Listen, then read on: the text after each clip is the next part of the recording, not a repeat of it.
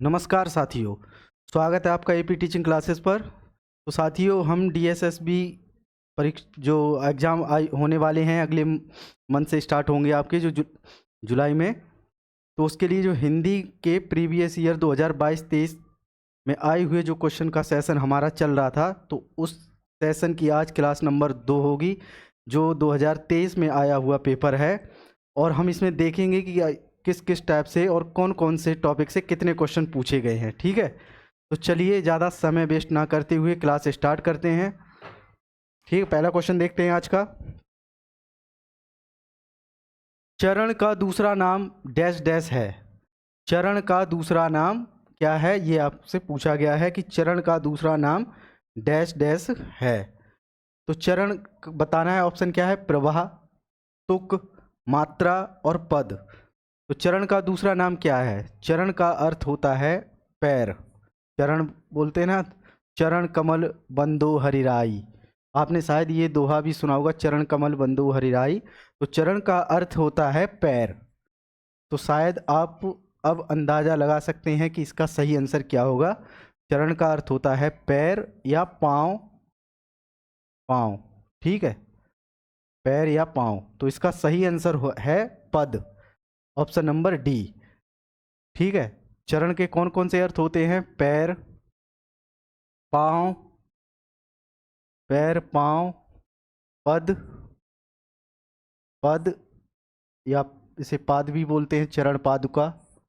ठीक है, ऐसे। तो चरण के आपसे सिंपल सा ही पूछ लिया है कि चरण का दूसरा नाम क्या है। बहुत सिंपल सा इजी क्वेश्चन था ये। ठीक है, तो चलिए अगला क्वेश्चन देखते हैं। उपयुक्त विकल्प चुनकर वाक्यों में रिक्त स्थान पूर्ति करें। रामलीला मैदान दर्शकों से डैश डैश डैश भरा था। ठीक है, रिक्त स्थान फिल इन द ब्लैंक्स वाला क्वेश्चन है। इस टाइप के क्वेश्चन आपके एग्जाम में बहुत पूछे जाते हैं। 2 से 3 क्वेश्चन तो ये रहते ही हैं। पिछले आप देखेंगे 2020 के बाद से इस टाइप के क्वेश्चन काफ़ी मतलब एग्जाम में आ रहे हैं। तो ये क्वेश्चन क्या है कि रामलीला मैदान दर्शकों से मतलब डैश डैश भरा था। लबालब, सटासट, टकाटक या खचाखच। तो सिंपल सा आंसर है कि रामलीला मैदान दर्शकों से कैसे? खचाखच भरा था। क्लियर? कैसे खचाखच भरा था। अगला क्वेश्चन देखते हैं। निम्नलिखित वाक्य में उसका प्रश्न अंश संख्या 1 के रूप में दिया गया है। शेष अंशों के क्रमानुसार व्यवस्थित विकल्प का चयन करें। 2-3 क्वेश्चन तो आपको ऐसे भी आपके एग्जाम में देखने को मिलेंगे। ठीक है, तो टेंशन ना लें, अभी देखेंगे हम। और बहुत इजी होते हैं, थोड़ा सा ही आप कॉमन सेंस से भी इसको आसानी से टैकल कर सकते हैं। तो प्राचीन परंपरा के अनुसार लोग, ऑप्शन का, लोग आनंद लेते हैं। ऑप्शन खा, रास सारी रात।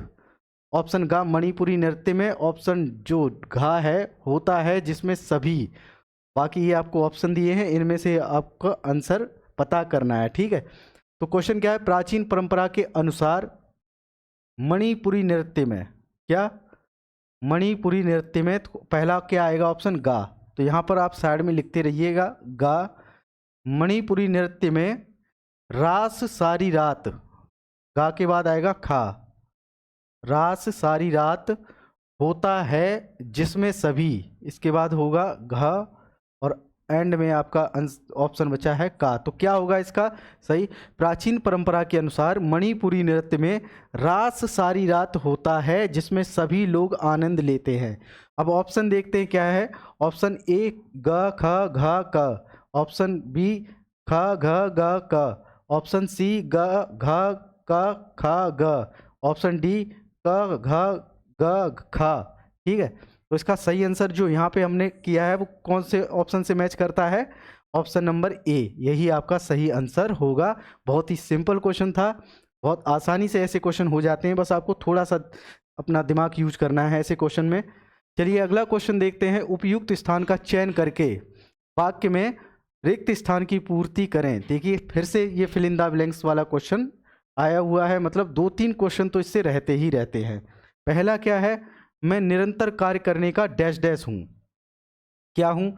ऑप्शन ए अभ्यासक, ऑप्शन बी अभ्यस्त, ऑप्शन सी अभ्यासरत, ऑप्शन डी अभ्यासी।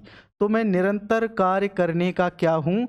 आपको सिंपल सा, आपको अगर हम आम बोलचाल की भाषा में भी इसको यूज करते रहते हैं, तो इसका सही आंसर होगा मैं निरंतर कार्य करने का अभ्यस्त हूँ। ऐसे क्वेश्चन में आपको बर्तनी जैसे उसकी स्पेलिंग है उस पर विशेष ध्यान देना है कि इसका सही स्पेलिंग क्या होगा, कहाँ पर उसकी मात्रा वगैरह, इसको भी चेक कर लेना, क्योंकि ऐसे क्वेश्चन में आपको सेम से मतलब आंसर दिए जाएंगे, ऑप्शन दिए जाएंगे, जिसमें आप कंफ्यूज होकर गलत भी चयन कर सकते हैं। ठीक है, तो इस पर खास कर ध्यान देना, इसकी स्पेलिंग मिस्टेक ना होने पाए। ठीक है, तो अभ्यस्त इसका सही आंसर। अभ्यस्त का अर्थ होता है किसी चीज़ की का आदी होना। ठीक है, किसी चीज़ का आदी होना, जैसे कि आप रोज़ सुबह 4 बजे उठने की आदत आपको एक बार मतलब डालते हैं, तो आप देखेंगे कुछ दिनों 2-3 महीने या 4-6 महीने के बाद आपकी स्वतः ही एक आदत पड़ जाती है उसी टाइम टेबल को फॉलो करने की। तो इसी को क्या होता है, इसी पैटर्न को क्या कहा जाता है, इसी को अभ्यस्त कहा जाता है। ठीक है, अभ्यस्त या आदि या लत लगना, लत भी बोलते हैं इसे। क्लियर। तो अगला क्वेश्चन देखते हैं। शराब पीकर तुमने धर्मात्मा पिता के नाम पर कलंक लगा दिया। वाक्य में जो रेखांकित अंश को प्रतिस्थापित करने के लिए सर्वाधिक उचित विकल्प कौन सा है। तो आपको इसमें कलंक जो है उसका अर्थ या उसका समानार्थी शब्द आपको बताना है। ऐसे क्वेश्चन आपको समानार्थी शब्दों से रिलेटेड क्वेश्चन आपसे पूछा गया। ये आपको जब समानार्थी शब्द पता होंगे तो आप ऐसे क्वेश्चन आसानी से कर सकते हो। ठीक है, तो ऑप्शन ए है बट्टा, ऑप्शन सी टीका, ऑप्शन बी, ये मिसप्रिंट हो गया है, ऑप्शन बी टट्टू, ऑप्शन डी सट्टा। ठीक है, तो जो कलंक है उसका समानार्थी क्या होगा, बट्टा। ठीक है, कलंक को दाग भी बोलते हैं, दाग लगा दिया। ठीक है, दाग, तो इसका सही कलंक का क्या होता है, बट्टा। बट्टा अर्थात दाग लगा दिया तुमने, शराब पीकर तुमने अपने धर्मात्मा पिता के नाम पर कलंक लगा दिया, तो कलंक का अर्थ होता है बट्टा या दाग। क्लियर। अगला क्वेश्चन देखते हैं। निम्नलिखित में से उचित क्रम में व्यवस्थित वाक्य का चयन करें। अब आपको व्यवस्थित वाक्य बताना है कि एक सेंटेंस कुछ दिए गए होंगे, उनमें उनका पैटर्न, उसका सीक्वेंस सेट करना है, आपको पहचानना है कि किस स्टेटमेंट का या किस वाक्य का जो पैटर्न है वो बिल्कुल सही है। तो वैसे ही क्वेश्चन आपको इस एग्जाम में, मतलब हिंदी के टॉपिक में, इस टाइप के क्वेश्चन 2 से 3 तो रहते ही हैं। पिछले 2 साल के पेपर आप उठाकर देखना, इसमें 2 से 3 क्वेश्चन आपको जरूर ऐसे मिलेंगे जो आपको जो वाक्य होंगे या स्टेटमेंट होगी उसको सीक्वेंस में लगाने के लिए मिलेगा। ठीक है, तो पहला क्वेश्चन ऑप्शन देखते हैं। मनुष्य के विचारों को पूर्णतः प्रकट करने वाले पद समूह को वाक्य कहते हैं। कि मनुष्य के विचारों को पूर्णतः प्रकट करने वाले पद समूह को वाक्य कहते हैं। गरीब को उसने हत्या भी कर दी और उसकी लूटने के अतिरिक्त। ऑप्शन सी जो है, प्राचीन नगरी एक द्वारिका है। ऑप्शन डी है, उसने खड़ी बोली में शीर्षक कविता निवेदिता लिखी थी। क्लियर। तो इसका जो सही आंसर होगा वो आपको आसानी से पता चल रहा होगा, क्योंकि आपने देखा ये 3 ऑप्शन जो हैं उनका सीक्वेंस बिल्कुल नहीं है। जो जिसमें बिल्कुल सही व्यवस्थित सीक्वेंस जो हमको देखने को मिल रहा है तो वो ऑप्शन नंबर ए में, और यही आपका सही आंसर है। इसमें गरीब को उसने हत्या कर दी, इसका क्या होगा कि उसने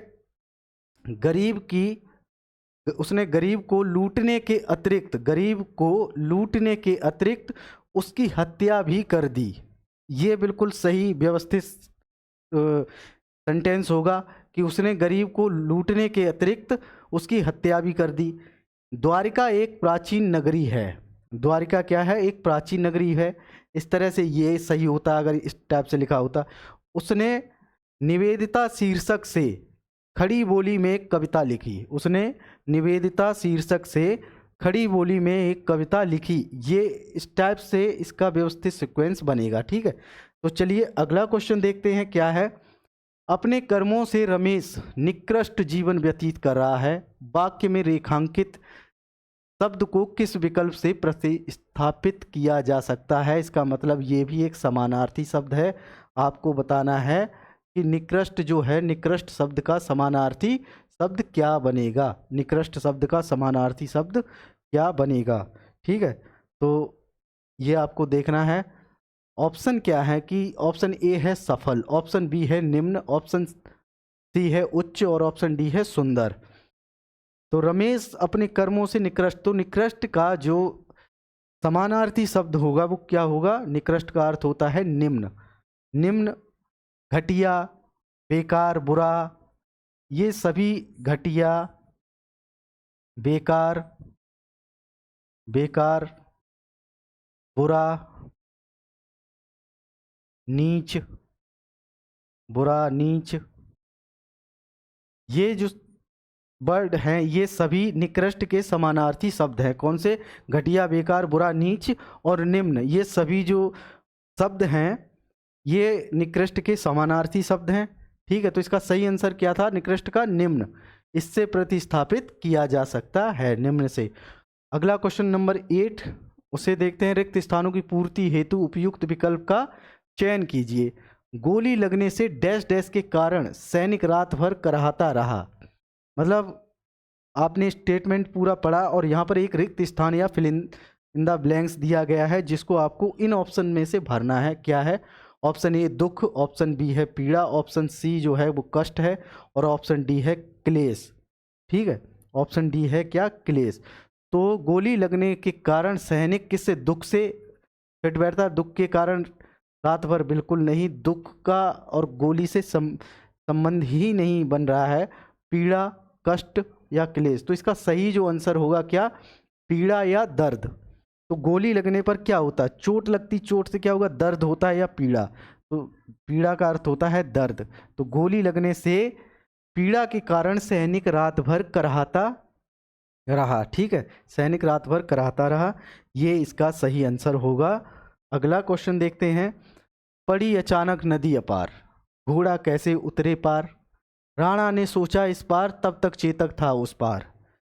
तो ये जो था, ये आप इस क्वेश्चन में पंक्तियां जो दी गई हैं उनमें आपको पूछा गया है कौन सा अलंकार है।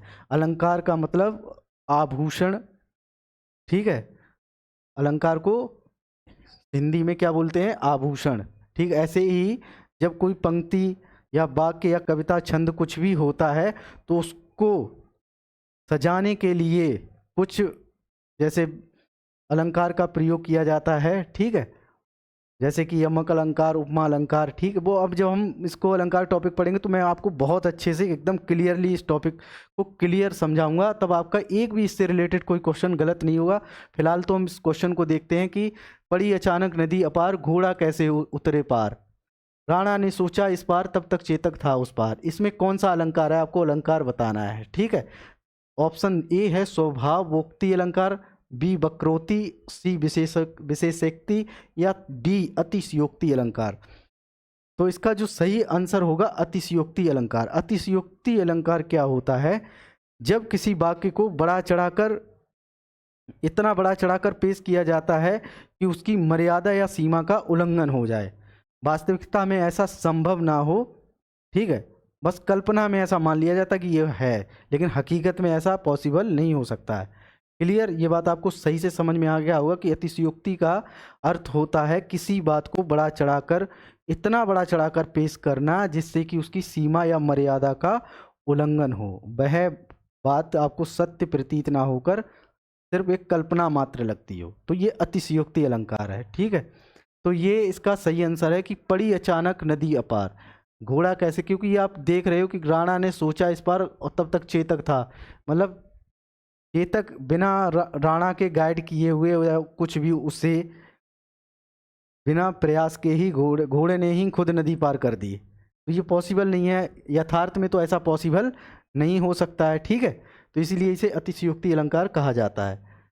अकिंचन व्यक्ति झगड़े से बचना चाहता है, वाक्य रेखांकित शब्द को किस विकल्प से प्रतिस्थापित की जा सकती? तो आपको अकिंचन, अकिंचन का जब मैंने पर्यायवाची क्लास कराई थी तब मैंने इसका अर्थ आपको बताया भी था कि अकिंचन जिसके पास कुछ भी ना हो, मतलब एक ऐसा व्यक्ति जिसके पास कुछ ना हो उसे अकिंचन कहा जाता है।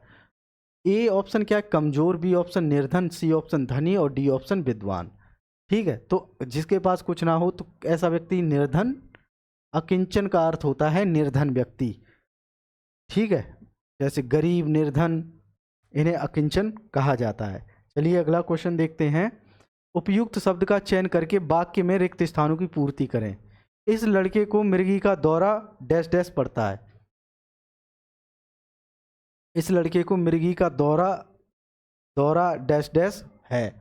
होता है, आता है, गिरता है या पड़ता है। तो मिर्गी का दौरा पड़ता है, ये इसका सही आंसर होगा। ठीक है, इस लड़के को मिर्गी का दौरा पड़ता है।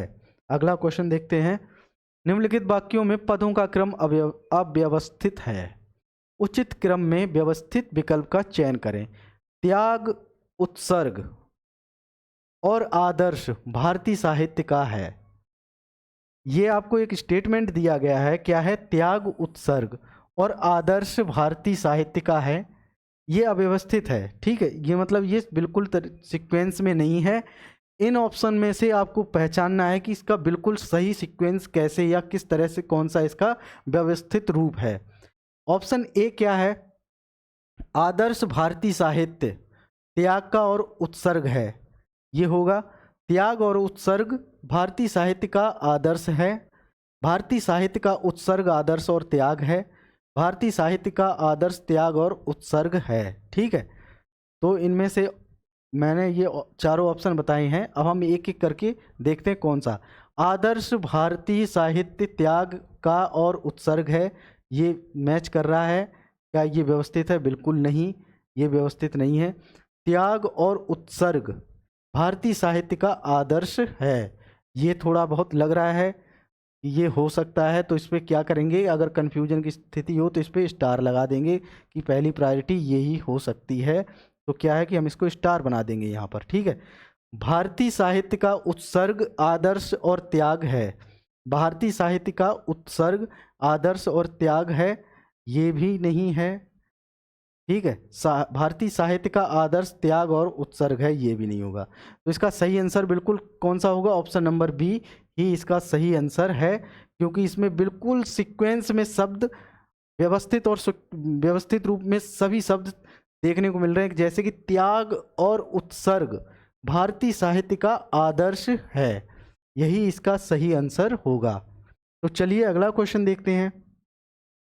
छप्पे किन दो शब्दों से मिलकर बना है या मिलता है? छप्पे किन दो छंदों से मिलकर बनता है? दोहा प्लस उल्लाला, दोहा प्लस रोला, सोरठा प्लस उल्लाला, रोला प्लस उल्लाला। तो छप्पे जो है वो एक संयुक्त मात्रिक छंद है। क्या है? संयुक्त मात्रिक छंद है। ये संयुक्त मात्रिक छंद का मतलब होता है जो दो छंदों से मिलकर बनता है। ठीक है, दो संयुक्त मात्रिक जो दो मात्राओं से मिलकर बनता है, ना कि दो छंदों से, क्योंकि ये खुद ही छंद है। तो जो दो मात्राओं के योग से मिलकर बनता है उनसे संयुक्त मात्रिक कहा जाता है। जैसा कि इस क्वेश्चन में आपसे पूछा गया है कि छप्पे किन दो, तो यहाँ पर दो छंदों से मिलकर बना है, कि क्वेश्चन ही इस बात को क्लियर कर रहा है कि छप्पे दो छंदों से मिलकर बना है। तो अर्थात ये कैसा है? ये संयुक्त मात्रिक छंद है। कौन सा अब इसमें आपको पहचानना है, दोहा या उल्लाला? दोहा प्लस रोला, सोरठा प्लस उल्लाला और रोला प्लस उल्लाला। तो ये जो है वो रोला और उल्लाला, रोला और उल्लाला से मिलकर बना हुआ संयुक्त मात्रिक छंद है, जिसमें 6 मात्राएं, जिसमें 6 चरण होते हैं। ठीक है, कितने? 6 चरण होते हैं, जिसमें से 4 चरण जो हैं वो रोला के और 2 चरण जो होते हैं वो उल्लाला के पाए जाते हैं। इसलिए छप्पे याद रखना। इसका ऐसे ही क्वेश्चन छंद से पूछे जाएंगे आपसे कि ये किन से मिलकर बना है, जैसे सोरठा प्लस उल्लाला, ऐसे ही पूछ लेगा ये किस छंद का एग्जाम्पल या उदाहरण है। ठीक है, तो चलिए इसका आंसर क्या होगा? रोला प्लस उल्लाला। ऑप्शन नंबर डी, छप्पे रोला प्लस उल्लाला से मिलकर बना है। मैंने आपको बता दिया, इसमें रोला के 4 चरण, उल्लाला के 2 चरण होते हैं। तो अगला क्वेश्चन देखते हैं। किसी के मौलिक अधिकारों का डैश डैश असंवैधानिक है। ऑप्शन नंबर 1, हनन, अनुकरण, अनुरक्षण, प्रतिबंध। तो किसी के मौलिक अधिकारों का क्या होगा? हनन। आप जीएस में भी पढ़ते होंगे तो बहुत सी ये लाइन जो है, जब आप सुप्रीम कोर्ट के बारे में या फिर फंडामेंटल राइट के बारे में जब आपने ये पढ़ा होगा तो ये तो लाइन आती रहती है, मौलिक अधिकारों के उल्लंघन या हनन की स्थिति में आप सीधे सुप्रीम कोर्ट में जा सकते हैं, ऐसी लाइन भी आपने पढ़ी होगी। तो हनन या उल्लंघन, ठीक है, ये क्या है, यहाँ पर आएगा रिक्त स्थान की जगह पर, किसी के मौलिक अधिकारों का हनन असंवैधानिक है। अगला क्वेश्चन देखते हैं क्या है, ऑप्शन नंबर, सॉरी, अगला क्वेश्चन है किसी, हाँ, जहाँ किसी कार्य का वर्णन इतना बड़ा चढ़ाकर किया जाए कि सीमा या मर्यादा का उल्लंघन हो जाए, वहाँ कौन सा अलंकार होता है। अभी थोड़ी देर पहले ही जब हमने अतिशयोक्ति वो अलंकार किया था, जब अलंकार वाला क्वेश्चन आया था, वहाँ मैंने आपको बताया था, यही परिभाषा ही मैंने आपको पूरी स्टेटमेंट पूरा बताया था। तो कौन सा अलंकार है, उत्प्रेक्षा, रूपक, अतिशयोक्ति या उपमा। तो ये ऑप्शन नंबर सी अतिशयोक्ति अलंकार है, जो हमने महाराणा प्रताप का बार जो पंक्तियाँ दी गई थी महाराणा प्रताप के बारे में, तब हमने देखा था। तो क्या है कि जहाँ किसी का वर्णन इतना बड़ा चढ़ाकर किया जाए कि सीमा या मर्यादा का उल्लंघन हो जाए, वहाँ कौन सा अलंकार होता है, तो वो अतिशयोक्ति अलंकार होता है। ये अतिशयोक्ति मतलब कि यथार्थ में ऐसा पॉसिबल नहीं हो सकता, मतलब हकीकत में ऐसा पॉसिबल नहीं होता है, इसे सिर्फ कल्पना मात्र होती है, हकीकत में ऐसा संभव नहीं, तो वो अतिशयोक्ति अलंकार होता है। अब गद्यांश से रिलेटेड क्वेश्चन आपसे पूछे जाते हैं इस एग्जाम में 2021, 22, 23 में। ये इस टाइप के क्वेश्चन बहुत ही सिंपल सा ही एक आपको पैसेज दिया जाएगा हिंदी में, और उससे 5 क्वेश्चन इसी पैसेज से ही आपको सॉल्व कराए जाएंगे। तो चलिए हम स्टार्ट करते, पहले हम क्वेश्चन देखते हैं, क्योंकि पहले जब हमें क्वेश्चन पता चल जाएंगे तो इस टॉपिक में जो पैसेज में जो मेन लाइन जो वहाँ हमें ऑप्शन में मिलेगी या क्वेश्चन के ऑप्शन में मिलेगी, तो हम उसे अंडरलाइन कर सकते हैं, जिससे कि हमें पता चल जाएगा कि इसके आंसर ये हो सकते हैं। तो चलिए पहला क्वेश्चन है कि गद्यांश में दिए गए शीतल शब्द का विलोम है। ये तो बहुत ही आसान क्वेश्चन है, आपको विलोम शब्द से गद्यांश का उचित शीर्षक निम्न विकल्पों में से क्या है। यहाँ आपको टाइटल बताना है, संस्कृति, नदी, जलाशय या जल। क्लियर। जल और मानव जीवन का संबंध कैसा है। जल और मानव जीवन में जमीन और आसमान का अंतर है। जल और मानव जीवन एक दूसरे के पूरक हैं। जल और मानव जीवन में संबंध अत्यंत घनिष्ठ है। जल और मानव जीवन परस्पर विरोधी हैं।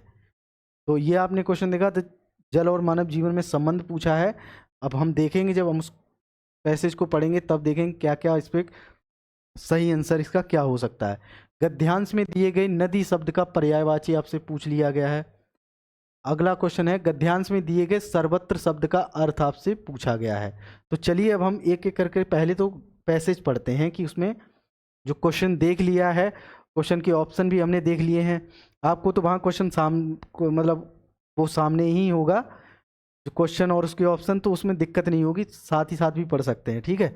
जल और मानव जीवन का संबंध अत्यंत घनिष्ठ है, तो ये आपका एक क्वेश्चन पूछा गया, तो ये पहली लाइन में ही मिल गया है। जल और मानव जीवन का संबंध कैसा है, अत्यंत घनिष्ठ है।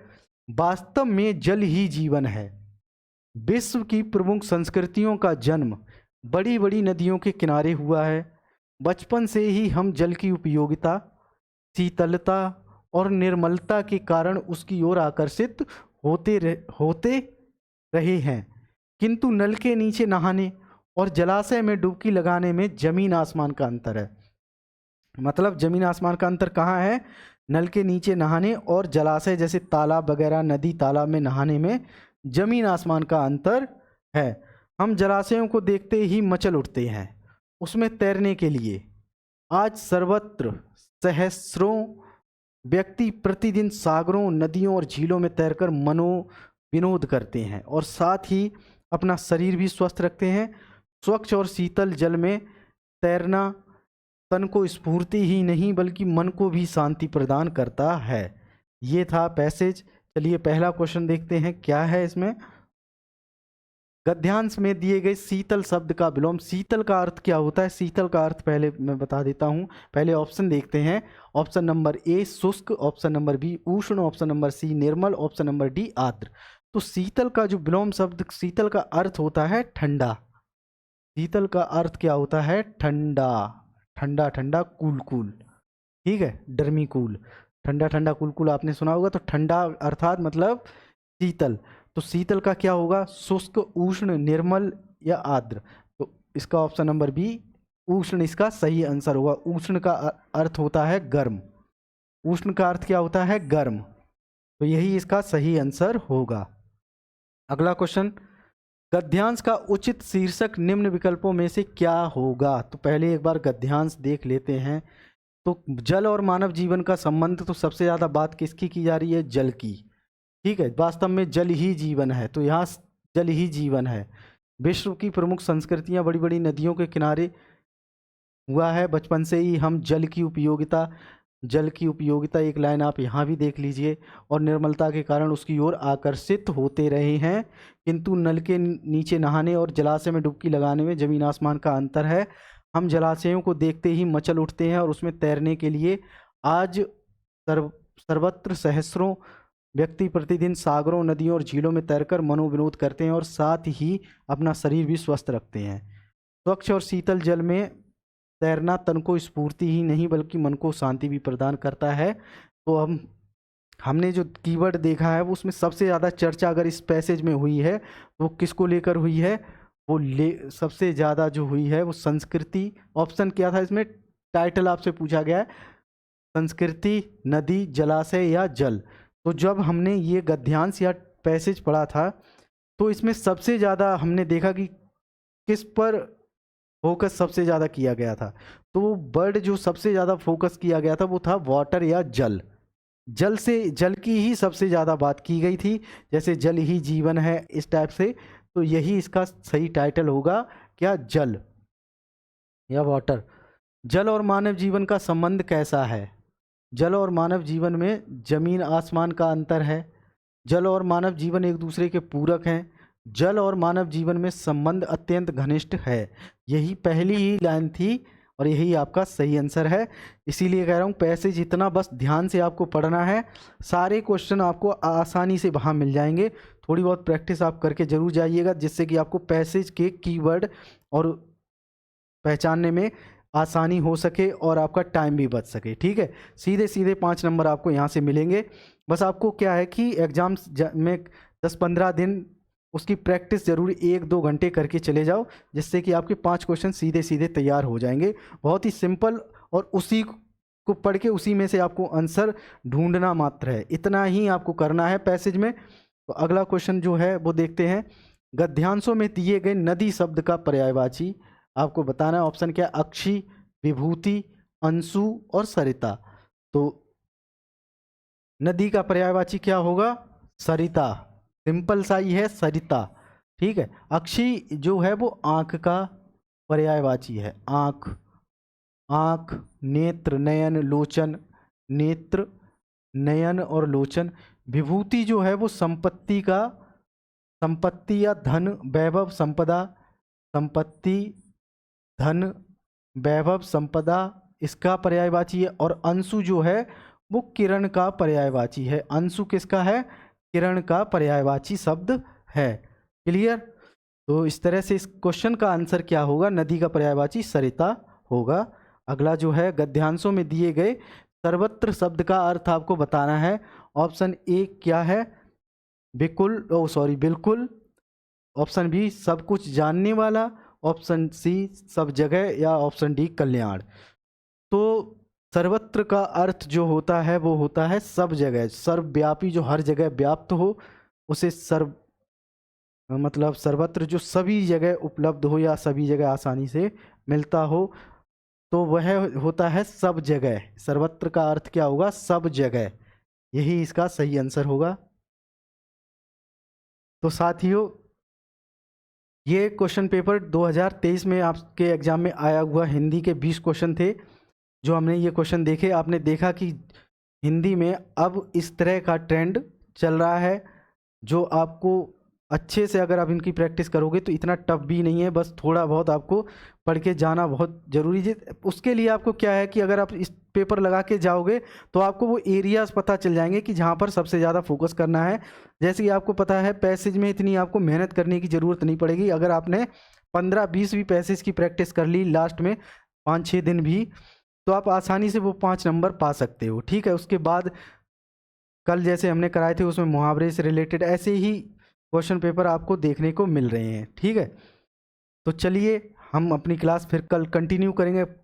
अपना कल भी एक फिर पेपर 2023 में आया हुआ पेपर देखेंगे। तब तक के लिए अच्छे से पढ़िए और अपना ख्याल रखिए। जय हिंद।